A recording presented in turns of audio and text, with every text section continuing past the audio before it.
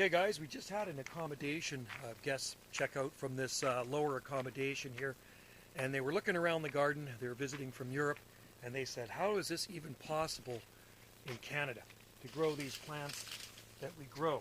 And I said, anything's possible if you do your homework. And I've done my homework. I did my homework a long time ago on plants like this. So the key is, first of all, the climate. And second of all is choosing the right plants that can survive this climate. Maybe they come from an area of the world that's similar to yours. So you look at these palms, and you look at a lot of the plants that we grow here, the Fatsia japonica trees, and the Heteromeles arbustifolia, and then we got myrtles down in here. We have figs, southern magnolias, Nandina domestica. You name it, it grows in here. There's Laurus nobilis, there's bay trees. And all of these plants are fully hardy here. So where they grow in their native land, they do get colder winters, just like this, probably very similar to this. And we have timber bamboo in here, Phyllostachys bambusoides. And there's eucalyptus. So you pick the eucalyptus trees with best provenance from higher in the mountains in Australia.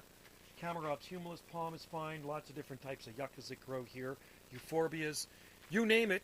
And you can grow it here if it is suited to your climate. You can really create a tropical look, and I've said this before, right?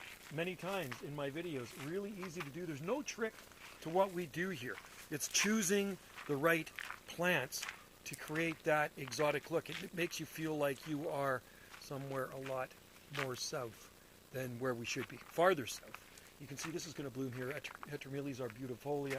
And, it just gives you a really warm feeling. Even on a dreary winter day, you're standing in this garden, and it feels like you are maybe 1,500 miles south of where you should be.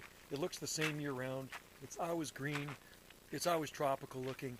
And anybody can do it, even in colder climates, much colder than this. People do push the limits. They push the envelopes, zone pushers, and they go to as far as boxing in their palm trees. You know what I mean? Putting heat with them. That we don't do here. We just let everything grow on their own, survival of the fittest. And we've created this real jungle-like garden. I do say jungle-like. It's not a jungle. There's no tropical places in Canada. You're not going to be growing tropical plants outside in Canada. You can grow Musabaju, which is probably as tropical as you're going to get the bananas. But everything else maybe somewhat appears tropical, but it's not tropical. But it works here on the Gulf Islands and many other places in coastal BC. So give it a try. It's a lot of fun to garden this way. This is the only way I've ever gardened. I've been gardening for over 4 decades. And I've been growing exotic plants and palms, since the 1970s. And it's just kind of a way of life, and it does turn heads, right? And people do ask questions, and I like that. I like when people ask questions, and I give them the information that they need so they can create a garden like this. Nothing manicured here. There's no straight edges. It's not city-like. It's like if they were growing in the wild, and that's why we like it. Really low maintenance, and just gives you a really good feeling in this garden. All right, guys, thanks for watching, and try this in your own garden, creating a tropical-like paradise. And we're at 48 degrees north latitude here off the extreme southwest coast of British Columbia, Canada. Cheers and aloha from the Gulf Islands. Bye for now.